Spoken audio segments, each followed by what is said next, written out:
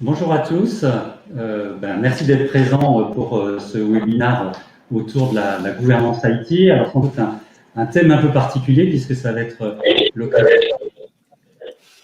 d'une discussion entre deux témoins DSI, autour de table dans un instant, et puis deux chercheurs qui proposent de s'inspirer de la pensée et des travaux de Michel Foucault. Donc des travaux qui datent maintenant d'il y a 50 ans. Alors, petit tour de table.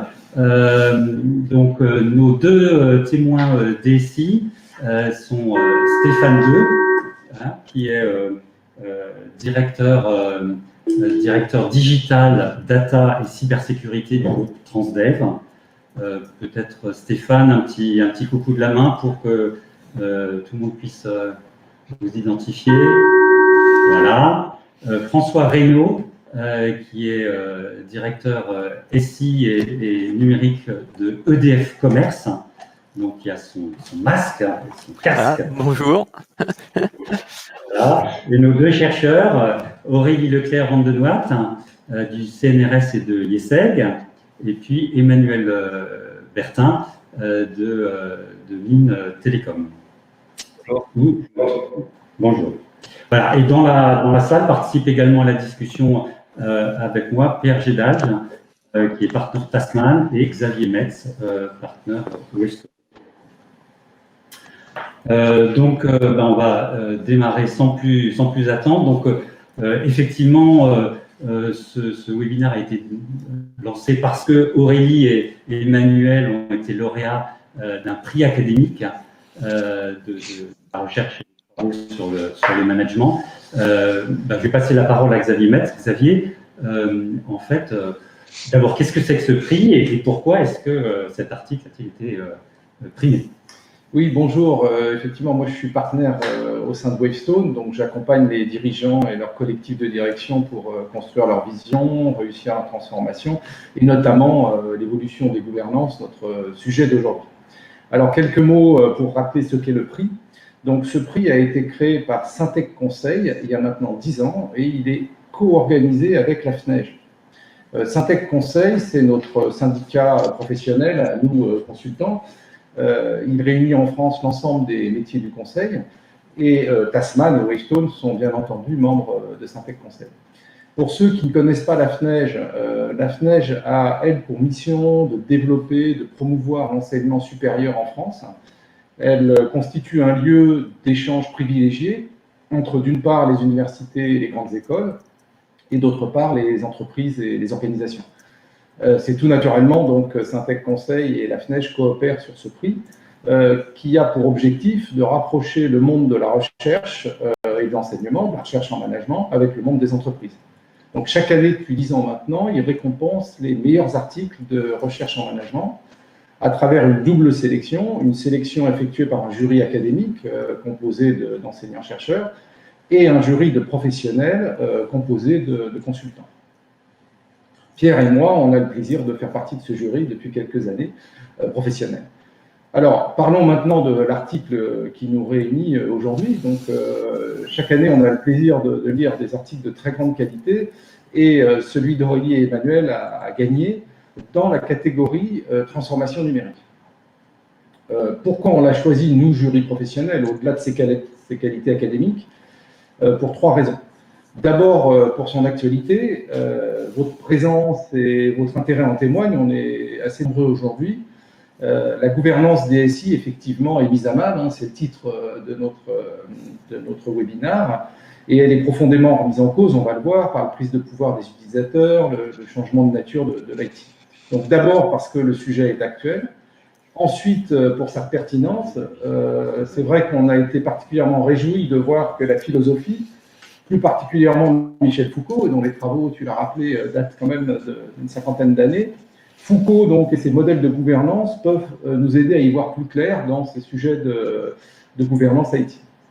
Enfin, 3e raison, on l'a choisi pour son potentiel d'application. Et c'est d'ailleurs pour ça qu'on a eu aujourd'hui envie d'organiser cette rencontre entre nos 2 chercheurs et nos 2 dirigeants, Stéphane et François.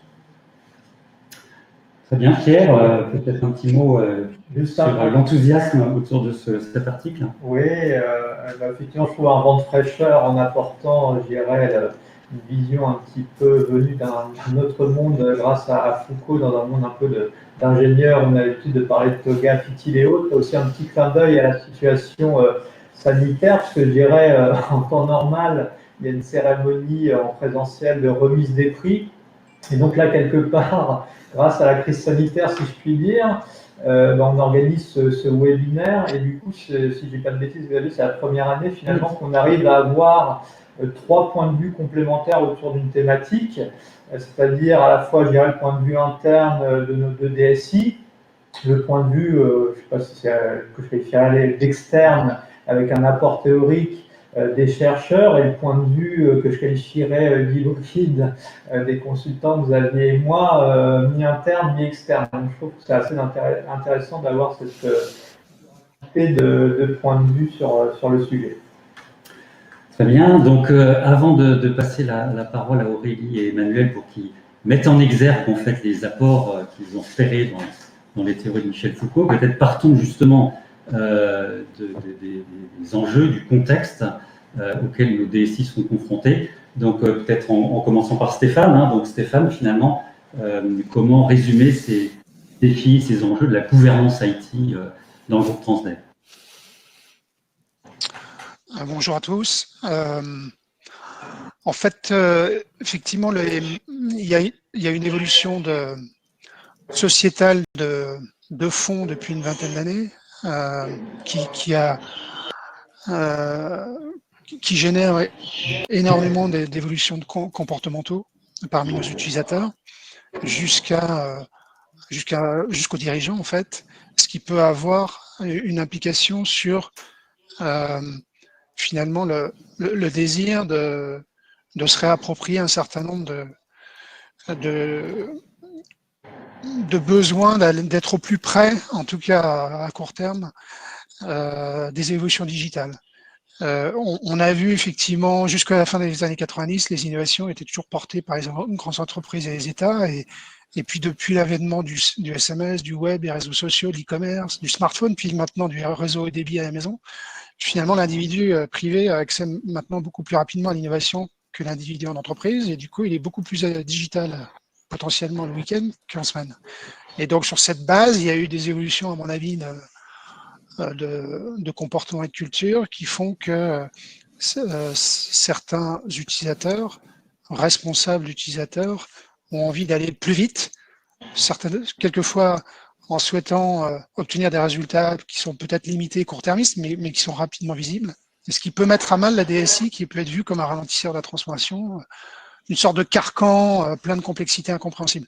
Et du coup, on a depuis déjà de nombreuses années, effectivement, des risques de non-cohérence, de non-performance, de non-pérennité et d'explosion du coût global de maintenance de l'ensemble, qui est un vrai enjeu. J'ai en tête le digital marketing, où là c'était typique dans les années de 2010-2015, où la conception d'outils digitaux d'e-commerce était souvent faite en dehors de l'existant SI, et amenait parfois à des qualités de service épouvantables, parce que, pour être précis, on voyait souvent des back-office qui étaient construits au fur et à mesure des canaux de distribution, et on se retrouvait avec un back-office par front-office, un pour le site web, un pour l'app mobile, un pour le système de réservation historique qui est utilisé souvent en call center, et du coup des incohérences entre les systèmes en termes d'information client, d'énormes difficultés à livrer des releases en même temps sur les canaux, des coûts monstrueux de maintenance.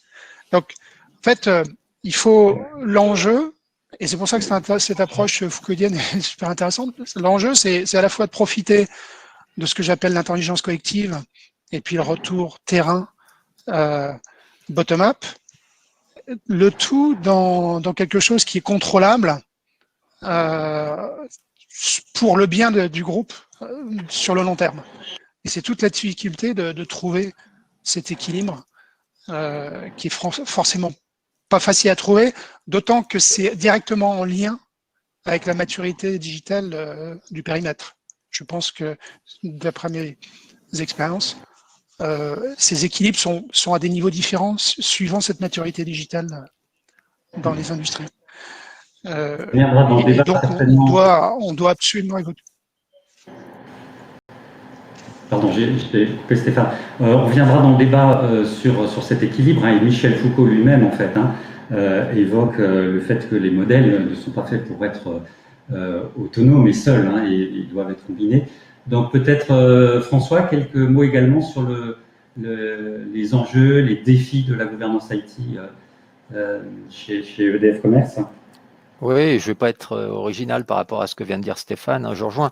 Finalement, pourquoi fait-on des systèmes d'information ou du numérique maintenant? On en fait, c'est pour être au service de la performance des métiers et de la valeur que dégage l'entreprise, d'accord, en essayant de répondre au maximum aux besoins de toutes les parties, sachant que les besoins de toutes les parties sont souvent contradictoires, et c'est ce que disait Stéphane, entre un commanditaire qui veut que quelque chose aille très vite, des utilisateurs qui disent oui, mais moi ce serait plus pratique si, et puis l'informatique qui dit ah oui, mais techniquement non, parce que, ou la sécurité, ou la conformité qui vient mettre leur grain de sel, et je ne parle pas des financiers.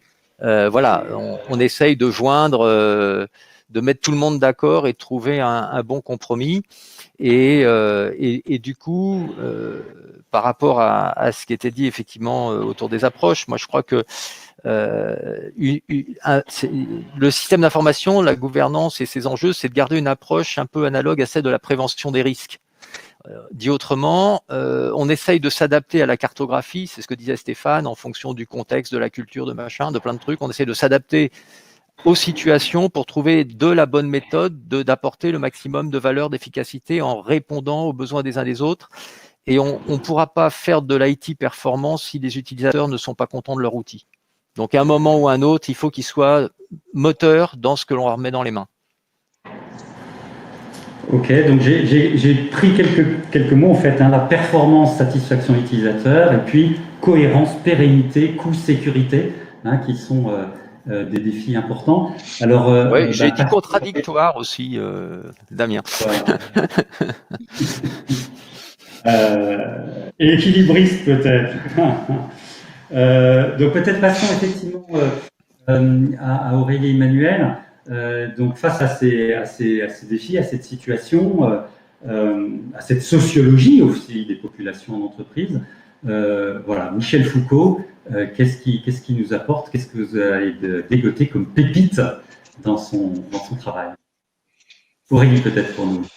Oui, très bien. Bon, tout d'abord, merci beaucoup pour ce prix et puis pour cette opportunité que vous nous donnez de présenter nos travaux de recherche et d'échanger avec vous. Donc c'est vrai que dans cet article, on part tout à fait de la problématique qui vient d'être évoquée par messieurs Deux et Reynaud, où en fait on s'est rendu compte qu'il y avait beaucoup de changements technologiques et sociétaux dans les organisations qui donnaient plus de pouvoir et d'autonomie aux utilisateurs,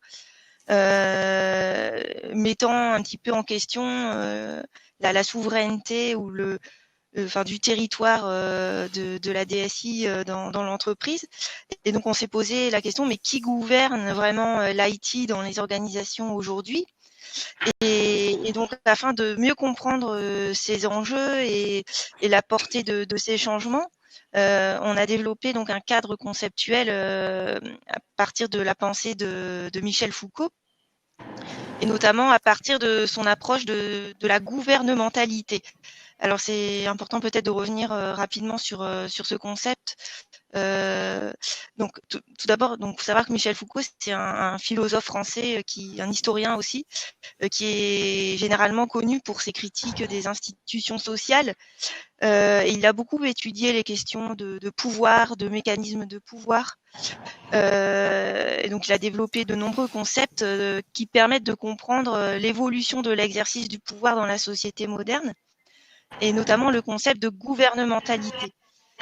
Alors ce concept de gouvernementalité, vous aviez raison de le rappeler, c'est un concept qui est assez ancien puisqu'il a été prononcé pour la première fois par Michel Foucault dans ses cours au Collège de France en 78-79, où il a forgé donc ce néologisme gouvernementalité à partir des mots gouvernement et rationalité. Donc la gouvernementalité, en quelque sorte, c'est la rationalité du gouvernement qui permet d'exprimer donc la façon dont va s'exercer un pouvoir. C'est-à-dire que la gouvernementalité pour Foucault, c'est ce qu'il appelle l'art de conduire les conduites des autres. Comment essayer de gouverner, de régner, de commander ou d'influencer les conduites à travers divers exercices de pouvoir. Et donc, ce qui est intéressant dans sa pensée, c'est qu'il identifie différentes façons d'exercer le pouvoir au cours de l'histoire. Et il identifie notamment 3 types de gouvernement, 3 façons d'exercer le pouvoir qui nous ont beaucoup inspirés pour essayer de comprendre justement la gouvernance IT. Et donc parmi ces 3 modèles, hein, sans donner trop de détails, mais il distingue donc premièrement la souveraineté, le modèle souverain. Ensuite, le modèle qui s'appelle la raison d'État et le modèle libéral. Donc, on va revenir sur ce terme parce que c'est vraiment propre à Michel Foucault. Donc, par le modèle souverain, en fait, Michel Foucault essaie de représenter le pouvoir de l'État féodal, le pouvoir du souverain, la gloire du prince, qui édicte des règles, et où on voit que la source du pouvoir, c'est vraiment l'intelligence du chef, où c'est le prince qui édicte ses règles lui-même et qui doivent être respectées par tous. Et donc, on a fait une sorte d'analogie, par exemple, avec le domaine de la gouvernance IT, qui pendant longtemps est resté souveraine, où l'IT était le territoire souverain d'une autorité centralisée dans l'organisation, avec des stratégies très top-down, des décisions prises par les DSI ou les dirigeants de l'entreprise, avec des règles qui institutionnalisent les politiques IT au sein de l'entreprise. Donc, c'est un premier modèle qui nous a inspiré pour caractériser ce qui a longtemps été le cas en matière de gouvernance IT dans les organisations. Ensuite, il distingue le modèle raison d'État, où on voit le pouvoir de l'État se renforcer. On voit que l'État va édicter des règles, mais de façon aussi plus ramifiée, de façon plus hybride, plus décentralisée, et où en fait la base du pouvoir ici, c'est la raison, c'est la rationalité scientifique qui doit être acceptée par tous. Et donc ça nous a aussi inspiré pour essayer de comprendre une évolution plus récente des modèles de gouvernance IT, où l'IT va être géré de façon plus hybride, à travers par exemple une business unit, au niveau d'un responsable informatique, mais toujours à travers des processus de normalisation qui visent à standardiser les comportements et les politiques IT au sein de l'entreprise, par exemple à travers des règles d'urbanisation, d'architecture informatique, etc. Et donc, on fait ce parallèle entre ce qui a longtemps existé en termes de gouvernance IT et ces 2 premiers modèles, et puis ce que Michel Foucault a vu émerger, c'est-à-dire l'émergence d'un modèle libéral de gouvernement, où c'est l'interaction en fait des intérêts individuels et des choix de chacun en fonction de ses contraintes et de ses possibilités qui conduit au bien commun. Donc chacun des individus a sa place, a la meilleure vision sur le meilleur choix à faire en fonction de ses contraintes et ses possibilités. Et donc tout le but de l'appareil gouvernemental dans ce cadre libéral décrit par Foucault va être d'organiser des milieux favorables ou de faire en sorte que cette liberté de choix, cette autonomie soit mise à l'œuvre du mieux possible et toujours pour le bien commun.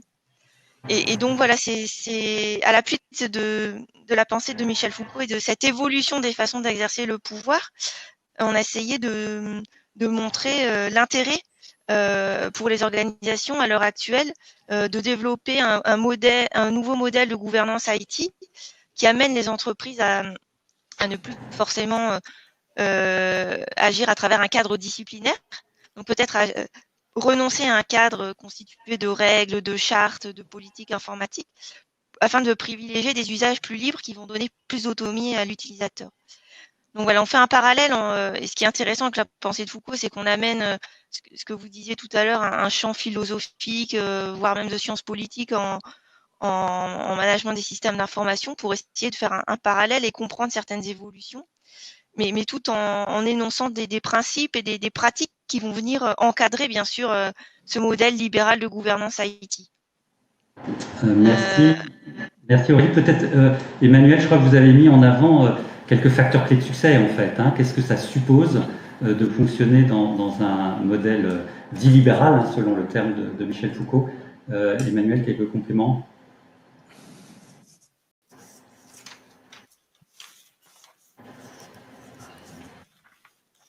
Peut-être le son d'Emmanuel n'est pas bon, je ne sais pas. Bon, peut-être on y reviendra plus tard.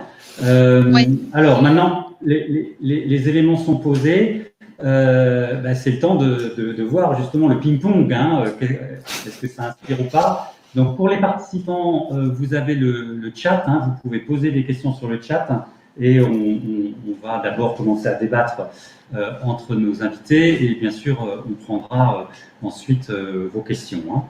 Hein.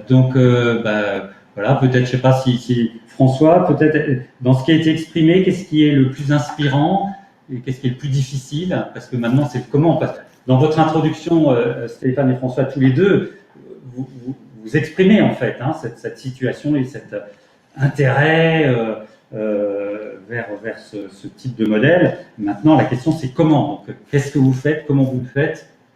Qu'est-ce qui est difficile? Qu'est-ce qui fonctionne? François, peut-être d'abord. D'accord. Peut-être ce qu'on peut dire, c'est que déjà, la réalité des entreprises, au moins quand elles sont à la taille, j'imagine, de Transdev ou de la partie dont j'ai la charge, c'est que l'entreprise, elle est quand même plurielle en son sein. On a plusieurs types d'activités, plusieurs types de missions, et du coup, une gouvernance unique, voire j'allais dire bête, pardonnez-moi, qu'on appliquerait à tout le monde, ne fait aucun sens. Hein. Donc, je vais me faire l'avocat du diable tout de suite.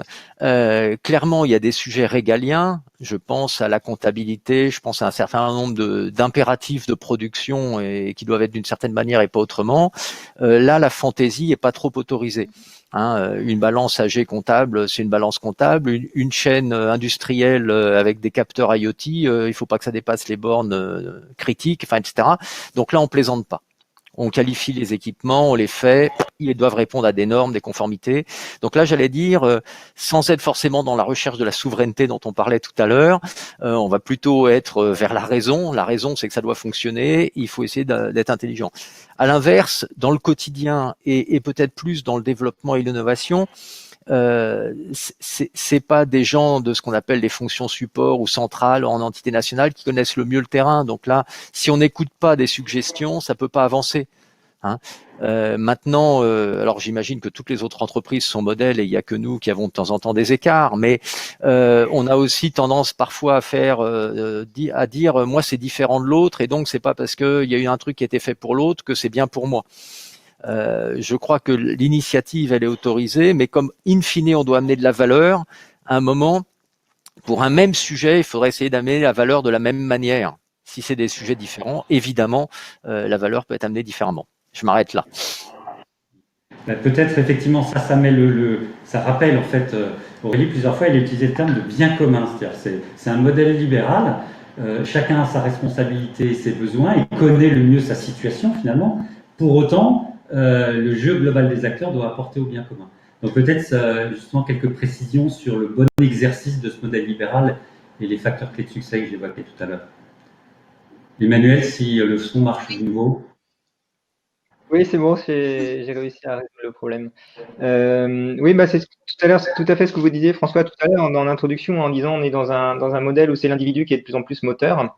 Et effectivement, la question, c'est comment, en quelque sorte, canaliser et utiliser cette position de l'individu moteur pour concourir à quelque chose qui va, in fine, produire un intérêt collectif.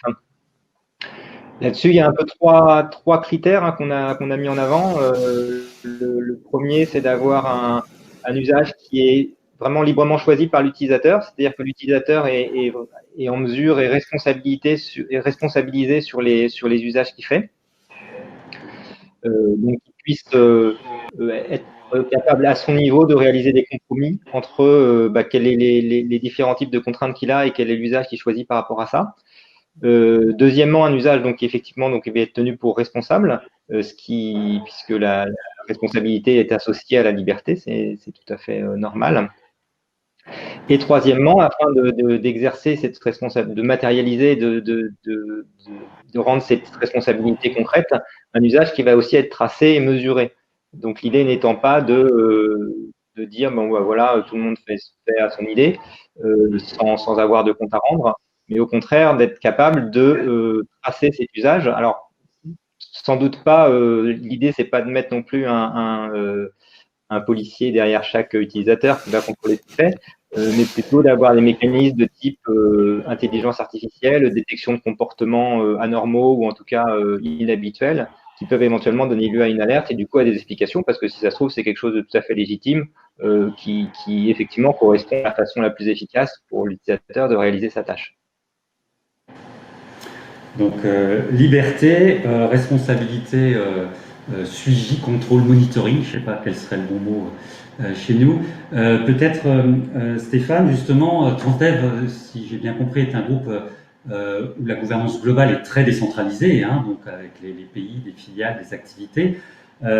Donc, comment ces mots résonnent, hein, liberté, responsabilité, pilotage, traçage, monitoring, et comment est-ce que vous arrivez à développer un milieu favorable? C'est un terme qui a été aussi utilisé par Aurélie tout à l'heure. Effectivement, Transdev, c'est 3 niveaux de gouvernance, le central, le pays et le local. C'est typiquement la délégation de services publics, de transport public d'une agglomération, par exemple celle de Rouen. Effectivement, je rejoins François sur un point qui est important, c'est que toute entreprise veut essayer de récupérer les bonnes pratiques, les bonnes initiatives du terrain. Notamment effectivement sur tout ce qui est core business et pas ce qui est régalien et qui pourrait à l'extrême être d'ailleurs sous-traité. C'est une volonté.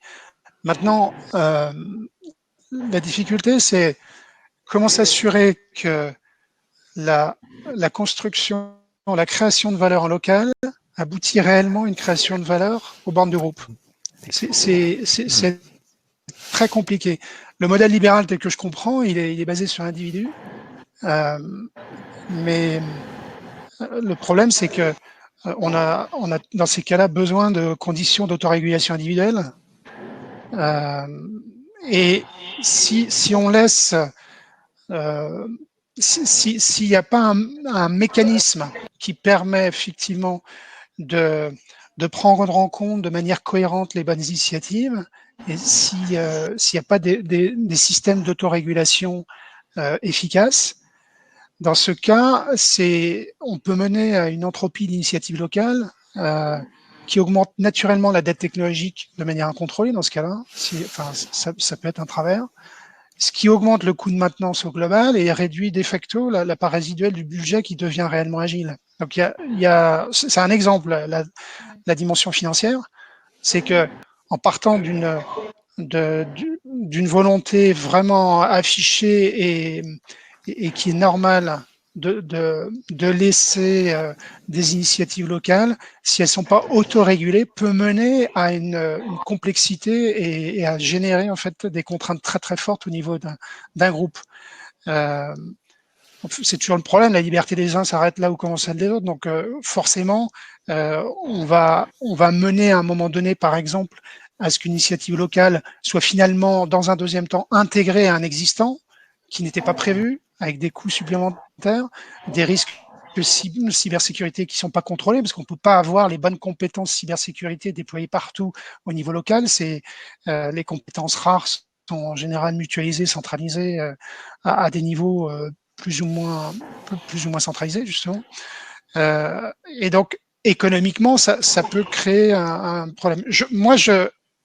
Ce que j'essaie de faire chez Transdev, très concrètement, c'est plutôt d'utiliser la co-création locale basée sur l'intelligence collective. Ce qui n'est pas du tout la même chose.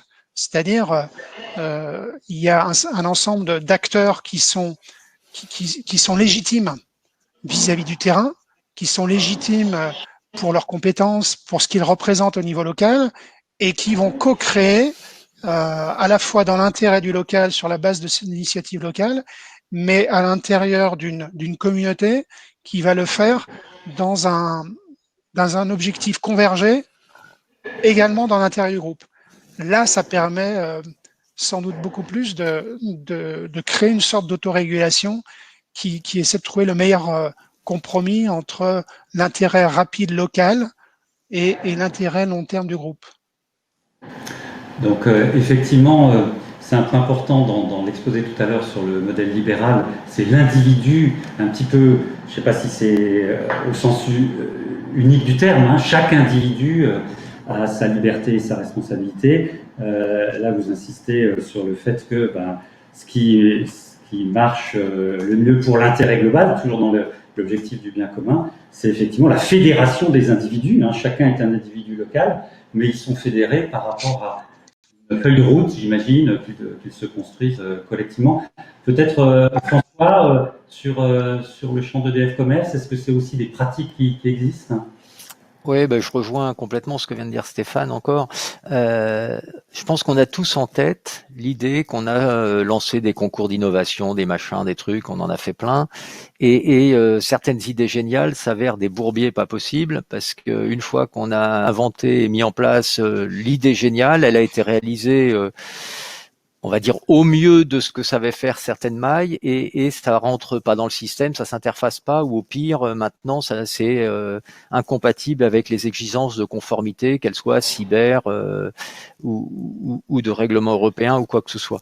Et du coup, ce qu'on est quelque part tenu de faire, c'est et je vais introduire deux mots nouveaux, peut-être, enfin qu'on a peut-être employé, mais en tout cas moi j'insiste dessus, c'est confiance et transparence. C'est-à-dire qu'il faut vraiment qu'avec le terrain, dans le cadre de ce que disait Stéphane, de co-création locale dans l'intelligence collective, on arrive à dire, voilà, il y a un sujet, qu'est-ce qui serait le mieux dans ce sujet-là, et derrière, le national comme alors chez nous c'est pas le central, c'est le national, hein, mais parce qu'on est monopays, on arrive à se mettre d'accord, si ça rentre dans la stratégie, que ça dégage de la valeur, sur finalement quelle est l'idée qu'on prend. Encore une fois, s'il y a une coopération, une collaboration pour l'établir, c'est très bien. Et puis après, par contre, la manière de le réaliser, et là, Emmanuel, je suis désolé, je vais être un peu restrictif par rapport à ce que vous disiez, ou en tout cas l'interprétation que j'ai de vos propos. On est obligé de faire dans des chaînes et des outillages de développement qui, quelque part, intrinsèquement garantissent la conformité, le fait qu'il n'y a pas de dette technique. Et là, on peut brider certains utilisateurs qui vous disent qu'ils ont le dernier iPhone, le dernier Samsung, le Huawei, le je sais pas quoi, le truc, le bidule, parce que non, au titre de plein de trucs, de plein de raisons qui sont toutes valables, il y a un moment quand même, l'entreprise, elle se doit de garder son objectif principal, qui est son métier et la valeur qu'elle dégage. Peut-être je voudrais rebondir sur les deux mots, là, confiance et transparence. Stéphane, en échangeant en amont, il y a un autre mot qui est apparu dans la discussion, c'est légitimité. Peut-être d'ailleurs qui fonde la confiance et la transparence en fait des acteurs. Donc ce mot légitimité, Stéphane, comment est-ce qu'on l'obtient et comment est-ce qu'on le nourrit en fait? Oui, pour moi, c'est quelque chose qui est très très important dans le mode de fonctionnement. D'abord, je pense qu'il y a eu beaucoup de travers de mode de fonctionnement type souverainiste, fédéraux ou féodaux, comme j'ai pu entendre tout à l'heure, si j'ai bien compris, qui en fait viennent, à mon avis, d'une confusion entre l'organisation et le fonctionnement. Pour moi, ce sont deux choses totalement différentes. Tout à fait. J'utilise plutôt le terme anglais operating model pour le fonctionnement. L'organisation, c'est une chose, l'organisation hiérarchique, c'est une chose. L'operating model, c'est-à-dire ce pourquoi vous arrivez le matin pour travailler, c'est autre chose. Votre mission, c'est le fonctionnement. C'est vraiment la responsabilisation sur une mission commune, transverse d'une équipe, alors que l'organisation, elle est plus là pour faire évoluer l'individu dans sa carrière, dans le coaching, sur son expertise. Et quand on travaille sur un projet commun transversal, dans un fonctionnement, et donc pas dans une organisation, sur un but précis, il est fondamental que ce qui est produit soit légitime pour l'individu. Ça me semble vraiment quelque chose de clé. Et pour être légitime, toute personne va se poser la question, est-ce que je me retrouve dans la décision qui a été prise, dans la solution qui a été implémentée? Est-ce que mes pairs, mes alter ego ont été impliqués? Et pas seulement consultés, surtout, dans l'élaboration de la solution. Et ça, je pense que c'est un sujet qui transgresse les frontières des départements. C'est pas un sujet que IT. Je pense même dans l'acceptation d'ailleurs du télétravail, on a exactement le même problème. C'est-à-dire que je pense qu'un mode que j'appelle top-down, qui vient de manière souverainiste du haut, c'est pour un mode de fonctionnement comme ça, le télétravail n'est pas non plus un fonctionnement acceptable. Donc, pour moi, c'est on voit bien que le même problème génère les mêmes mots derrière. Et donc, il faut créer du sens, il faut légitimer la décision, légitimer ce qui est fait aux yeux de l'essentiel du périmètre, c'est-à-dire le local, le multilocal. Donc, il faut donner du sens, il faut construire de manière faut co-construire avec des gens qui représentent, qui construisent justement cette légitimité, le pourquoi, le comment, avant d'abord de se ruer sur le quoi. Et il faut bien le faire avec les bonnes personnes qui sont légitimes sur la mission, sur l'expertise, sur l'objectif. Ils sont légitimes aussi pour l'organisation. Moi, j'ai créé des communautés à 7. 7, c'est-à-dire pour chaque type d'expertise, on a un représentant du corp et un représentant de chacun des 6 pays les plus importants qui représentent plus de 90% du chiffre d'affaires, alors qu'il y a 18 pays. Parce qu'il y avait une légitimité de disponibilité, de compétences.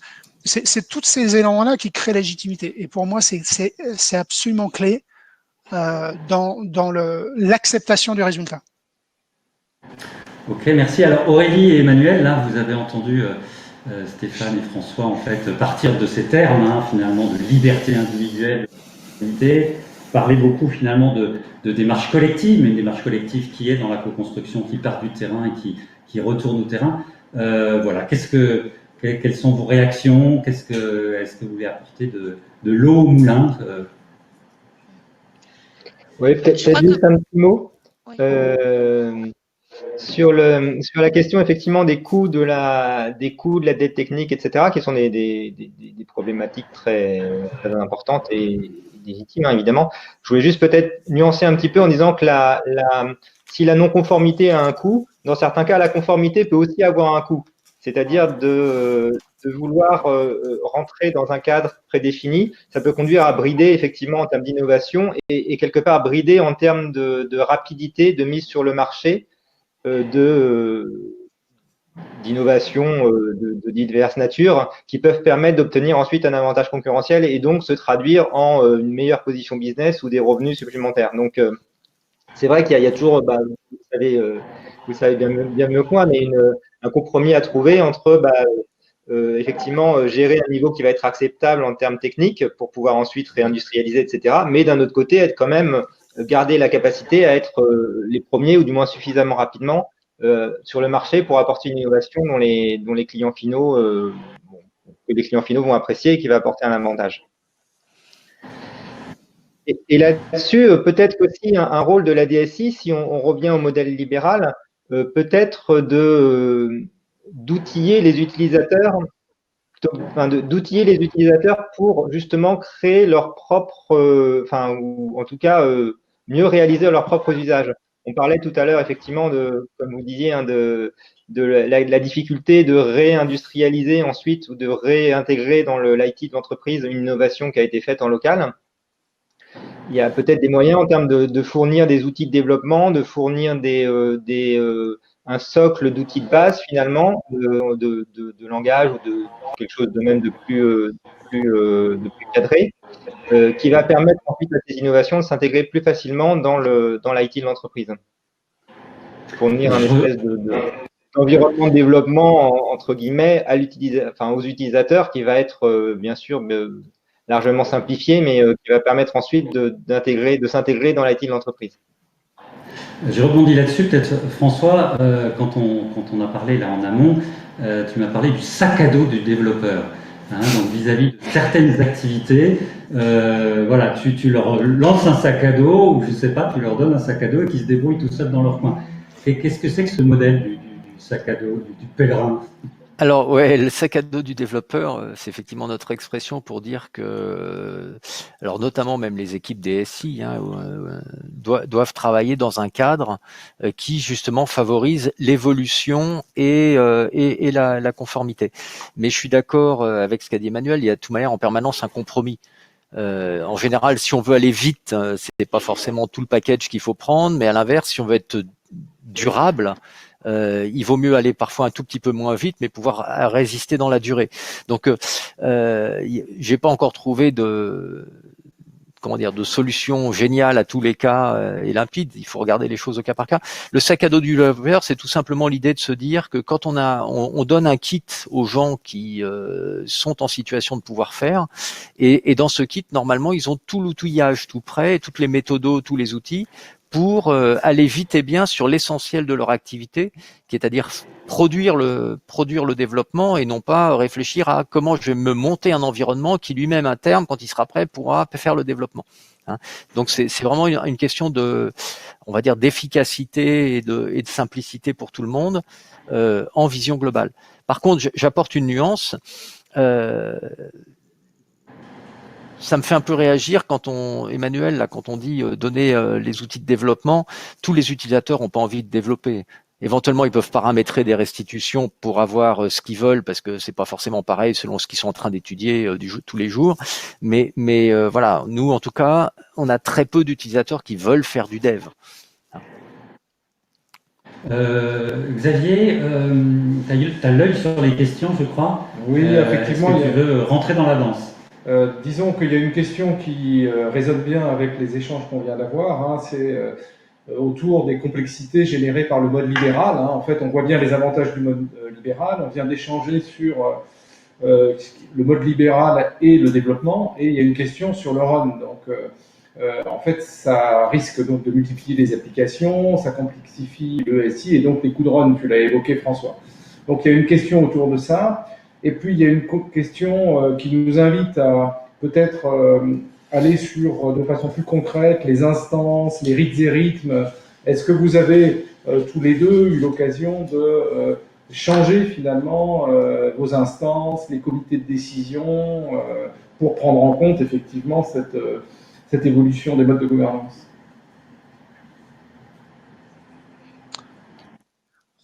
Vous voulez, je peux prendre la parole. Sur mon exemple, chez Transdev, ce que j'avais constaté, c'est que dans les instances qui avaient été mises en œuvre sur mon périmètre, en partant d'une volonté de bien faire et d'impliquer finalement beaucoup de pays, eh bien, à partir du moment où vous êtes trop nombreux autour d'une table, vous n'êtes plus dans la co-création. Vous êtes dans une sorte de messe où malheureusement, il peut y avoir une communication one-to-one, c'est-à-dire il n'y en a qu'un seul qui parle. Et malheureusement, même si ce n'était pas la volonté de départ, je considère que dans ce mode de fonctionnement, quand vous êtes trop autour de la table, du coup, vous faites du top-down sans l'afficher de manière officielle.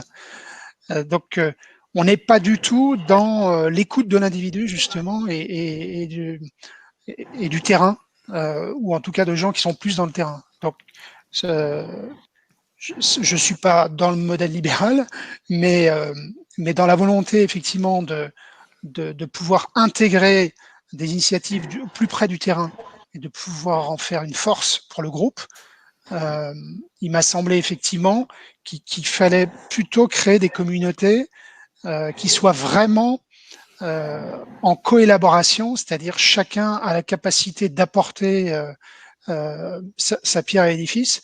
C'est pour ça que j'ai partagé tout à l'heure l'exemple de ces communautés à 7 seulement, et on a volontairement refusé l'entrée au petit, puisqu'entre le 6e et le 7e, vous avez un chiffre d'affaires qui est divisé par 4, donc au niveau structure centrale du pays, c'est divisé par 10. Du coup, je parlais de la légitimité, c'est-à-dire la capacité d'introduire une personne de plus d'un plus petit pays, alors qu'ils n'ont pas les mêmes niveaux de compétences, forcément, en tout cas en moyenne, et surtout pas la même bande passante, ce serait un leurre, en fait. Et ça déséquilibrerait, à mon avis, la coélaboration. Donc, en ça, effectivement, ça a été un élément très très fort où il a fallu se priver, mais sans doute pour le bien global à la fois du pays qui est concerné, un des sites du top 10, plus la création au global la plus optimisée pour le groupe. Ça, c'est une évolution, une traduction d'une évolution de prise en compte beaucoup plus efficace, plus proche du terrain, mais on va dire dans un rapport Pareto 80-20. Est-ce que ces communautés, hein, donc j'imagine elles sont par domaine, ces communautés elles sont responsables à la fois de la partie développement finalement et fonctionnalité des solutions et de la partie run que Xavier évoquait à l'instant et ils sont responsables du coût global de l'ensemble? Elles sont responsables de ce qui est vraiment dans leur mission. Je prends un exemple sur la cybersécurité. Cette communauté de 7 RSSI a élaboré ensemble le plan à 2 ans sécurité des systèmes d'information pour le groupe, en partant des besoins de chacun des pays exprimés par le RSSI du pays représenté. Et donc, ce n'est pas, pour répondre à la question, ce n'est pas dans leur prérogative d'exécuter ce plan, puisque là, ils doivent ensuite le vendre plutôt aux opérations IT qui sont dans d'autres périmètres. Donc, elles assument collectivement la responsabilité de tout ce qu'elles doivent assumer pour répondre à la question, mais évidemment, ça dépend de qui on parle. Pour le moment, il y a les communautés qui fonctionnent bien, c'est la communauté de cybersécurité, la communauté d'architecture en entreprise, la communauté sur le marketing des usages digitaux, qui sera bien intéressant parce que c'est composé exclusivement de gens qui ne sont pas de mon périmètre, c'est-à-dire des gens de la communication, de la RH. Mais là, on est sur non pas le déploiement de solutions digitales, mais plutôt de l'usage de le bon usage de ces outils. Voilà, et puis il y en a une maintenant sur la data. D'accord, merci. François, peut-être, tout à l'heure, tu as évoqué le fait qu'il y avait une grande diversité de métiers. Hein. Il y a des zones avec les régions, mais il y a aussi une diversité de métiers. Est-ce que les rites et rythmes, justement, sont différents d'un métier à l'autre pour animer la gouvernance IT? Alors, je vais te dire non. Ils sont peut-être déclinés, adaptés, mais en tout cas, les principes sont les mêmes. Et en fait, il y a deux sujets aussi pour répondre à ça. C'est oui, on a mis en place des systèmes dits d'innovation participative, donc qui permettent, j'allais dire, déjà que les opérationnels d'un même sujet arrivent à se mettre d'accord dans il faut améliorer ça, etc. et en fasse des propositions un peu structurées. Derrière, ça arrive jusqu'à un POC board où là il y a des utilisateurs, des nationaux, enfin tout le monde, et puis on peut valider le truc. Et en parallèle des instances, qui est une chose importante, une fois que c'est en POC board et que c'est validé, je veux dire, ça peut devenir, ça peut se réaliser, et c'est déployé, c'est sponsorisé par le national. Par contre, le point très très important, c'est qu'en parallèle des instances, nous on essaie aussi de travailler, mais j'imagine comme tout le monde, sur la culture des gens et notamment sur les démarches et tout ce qui est collaboratif, tous les quelque chose, pour arriver à la fois à montrer au national que le régional et le local, parfois il connaît mieux le sujet qu'on ne le croit et que c'est intéressant de l'écouter et que c'est pas un problème, voilà, il n'y a pas à se vexer ou quoi que ce soit, il y a personne qui donne des leçons à personne, et à l'inverse qu'on arrive à fédérer, partager des outils pour pas que la même initiative finalement se développe en N fois différentes dans les N régions de France. Donc voilà, on essaie de travailler vraiment sur les deux cultures. Et donc, qui dit culture dit un peu ce qu'on disait tout à l'heure sur liberté, mais aussi responsabilité, traçabilité. Et puis toutes les chaînes qui font remonter ça. Et bien évidemment, dans les POC boards, on regarde non seulement le coût de réalisation de l'idée, mais bien sa perspective, j'allais dire son business plan. Hein. Donc les coûts de run et y compris business. J'ai envie de redonner la parole à Aurélie, justement, en bondissant sur culture. Hein. Culture, c'est ce qui, finalement, fédère la société. Hein. Et donc, Michel Foucault, il fait un travail sur la société, en fait, hein, sur la gouvernance, mais c'est le corps social, en fait, qui l'intéresse. Donc, dans la fin de l'article, il me semble qu'il y a une ouverture sur le sujet, c'est-à-dire que là, on parle de gouvernance IT, mais cette gouvernance IT, elle baigne dans un bain de gouvernance, de RH, opérationnel aussi, de développement de nouveaux produits, etc. Donc, comment ce chapitre spécifique de la gouvernance IT, est-ce qu'il est en retard, en avance sur le même chemin que les autres domaines? Oui, c'est vrai que c'est une excellente question parce que c'est quelque chose qu'on observe dans d'autres recherches conduites, alors pas forcément dans le domaine du management des systèmes d'information, mais en gestion des ressources humaines, en théorie des organisations, où on voit que de façon concomitante émerge une sorte de nouveau modèle libéral dans la gestion et le management des employés. Et on voit que ces transformations sont comme des miroirs de changements société plus large qui questionne enfin la nature même de la relation entre l'employé et l'organisation, puisqu'on voit que de plus en plus d'autonomie lui est donnée, de plus en plus de marge de manœuvre. On le voit à travers la mouvance des entreprises libérées, du self-management, self-managed teams, toutes ces nouvelles tendances qui émergent dans le champ des organisations et qui font écho justement à ce qu'on a observé dans cet article sur la gouvernance IT, avec ce modèle où l'utilisateur a plus de liberté, plus d'autonomie, mais qui s'accompagne aussi de nouvelles responsabilités, de nouvelles contraintes. C'est aussi ce qu'on montre dans l'article du point de vue du management des systèmes d'information, puisque cette nouvelle autonomie, elle va aussi avec des contraintes.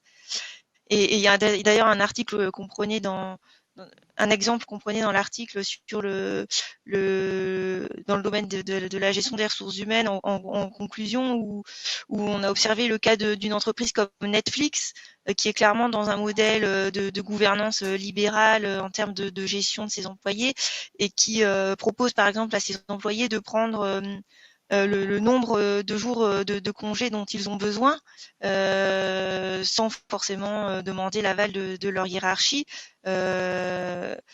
Donc, il me semble que c'est seulement si c'est plus de 30 jours d'affilée qu'il y a un accord qui doit être donné. Mais on voit, voilà, clairement, de façon empirique, dans nos observations sur le terrain, on voit bien qu'il y a cette sorte de modèle libéral qui émerge et puis qui fait écho à beaucoup de réalités observées et qui sont issues de changements sociétaux, technologiques, comportementaux, générationnels, etc. Puis des volontés des organisations aussi. Merci Aurélie. Dans la gouvernance, il y a un modèle qui est vraiment bien, c'est le modèle souverain. Et le modèle souverain, il est dicté par la montre, en fait. Hein. Donc là, il n'y a personne d'autre que la montre qui s'impose. Et la règle du jeu des webinaires, c'est qu'on tienne dans les temps qu'on a annoncés. Donc tout le monde va être frustré. Mais je vais passer la parole à Pierre, qui va nous dresser, je sais pas, une synthèse, une thèse peut-être. Je sais pas, on verra pour la thèse. Je vais essayer déjà de me lancer dans les synthèses et conclusions.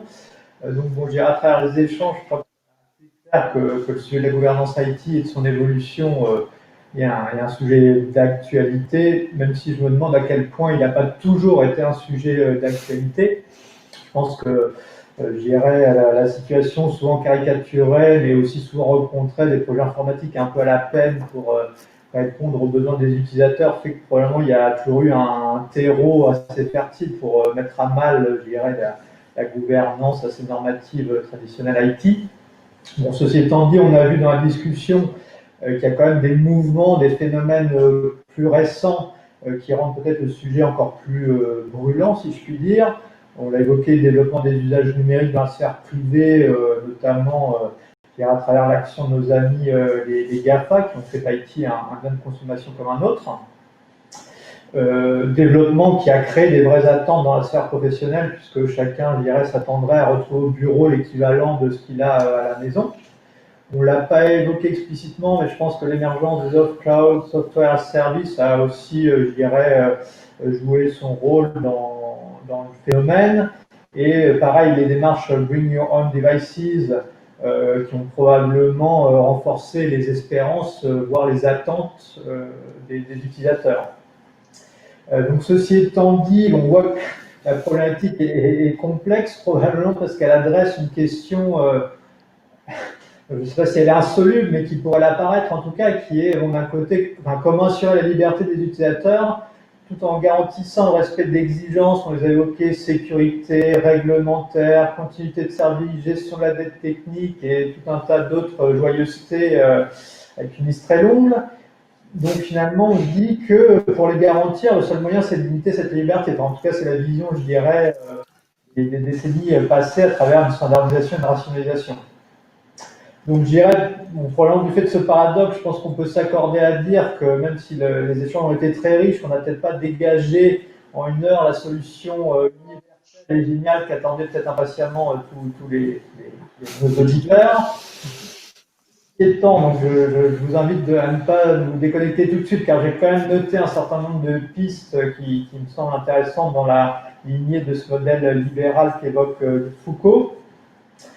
Alors c'est probablement dans le désordre, hein, c'est pas hiérarchisé, mais un premier point, je dirais, autour du rôle probablement différent que devrait être amené à changer la DSI.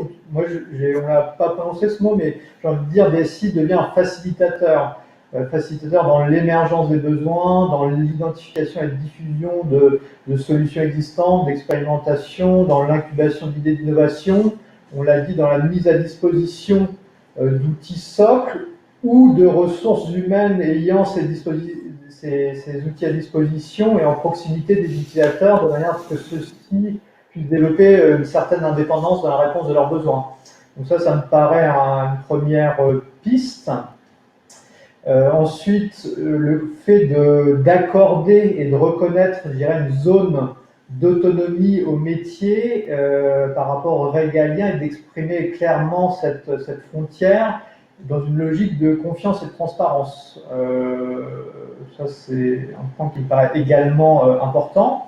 Un autre qui a été plusieurs fois évoqué, c'est s'appuyer tout simplement sur les capacités et les connaissances du terrain et des individus.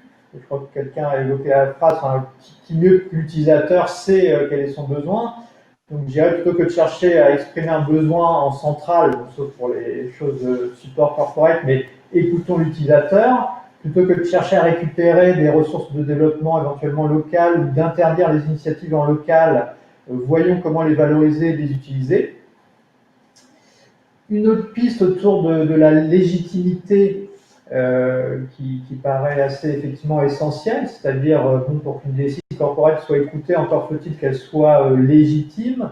Alors pour ça, probablement que les résultats concrets sur le terrain sont indispensables, mais aussi le fait de faire en sorte d'écouter et d'associer le terrain paraît assez indispensable. Et une manière de se faire, je pense, assez concrète, a été évoquée à travers les communautés, et donc le fait de développer ces communautés d'expertise de manière à profiter d'une intelligence collective, tout en y intégrant des acteurs locaux mais légitimes, c'est-à-dire plutôt éviter finalement de chercher à tout prix une représentativité absolue de tous autour d'un comité qui devient inutile, mais s'appuyer sur des acteurs locaux légitimes dans une logique de co-création. Ça, c'est un point qui me paraît également intéressant. Alors, ça n'a pas été évoqué, mais je me suis posé la question en entendant certains mots, communauté, utilisateur, intelligence collective. Ça m'a fait penser assez naturellement à l'agile, les méthodes agiles. Alors, je ne sais pas, on n'en a pas parlé, je ne sais pas si c'est une solution, si c'est un pavé de plus dans la mare de la gouvernance IT. Bon, non, c'est un levier parmi d'autres. Oui, je pense également. Peut-être par rapport à ces différentes pistes, alors j'espère que j'en ai pas raté de trop majeur, mais quelque chose, je me dis que il y a un sujet qui est que face à ça, la DSI doit déjà accepter, je pense, de se réinventer plutôt que d'appréhender ces changements qui sont probablement indispensables comme une perte potentielle de pouvoir et qui c'est vrai qu'assez naturellement, la DSI chercherait à s'y opposer dans une logique de territoire, de souveraineté qui probablement ne donnerait pas grand-chose de bon. Et je me disais aussi que par rapport, une fois ceci accepté, on l'a évoqué, c'est la dimension culturelle. Alors à la fois pour la DSI, parce que je pense qu'on ne passe pas du jour au lendemain de décennies de gouvernance normative, sachant que je pense que les ressources d'une DSI sont assez, de par leur culture, de par leur formation, sont assez au diapason du mode de fonctionnement sur les différentes décennies. Donc je dirais le changement, probablement, il ne suffit pas de le décréter, il ne va pas se faire du jour au lendemain. Mais je pense que c'est aussi intéressant, ça a été évoqué sur la fin, c'est que le changement culturel, c'est aussi au niveau des métiers, quand même réussir à éduquer et essayer de faire comprendre que, je dirais, l'intérêt local n'est pas forcément égal à celui du groupe, que la mutualisation peut faire sens, même si elle engendre des contraintes. Bon, il y a aussi un sujet d'éducation de manière évidente là-dessus. Et pour finir, je vais peut-être ouvrir le sujet. Effectivement, je pense que tout ce qu'on évoque autour de ces évolutions de gouvernance IT fait résonance à une évolution beaucoup plus globale de la société, des organisations. Et moi, je pensais notamment, enfin, mais c'était peut-être évoqué indirectement, notamment le changement de management. C'est-à-dire, on glisse quand même d'un manager traditionnel qui a des collaborateurs un peu exécutants à un collaborateur, souvent on utilise ce vocabulaire, le manager coach, qui est finalement là pour tirer le meilleur de chacun, donner l'environnement et les conditions qui vont bien pour que chacun se développe. Donc un peu l'empouvoirment, comme le diraient nos amis québécois.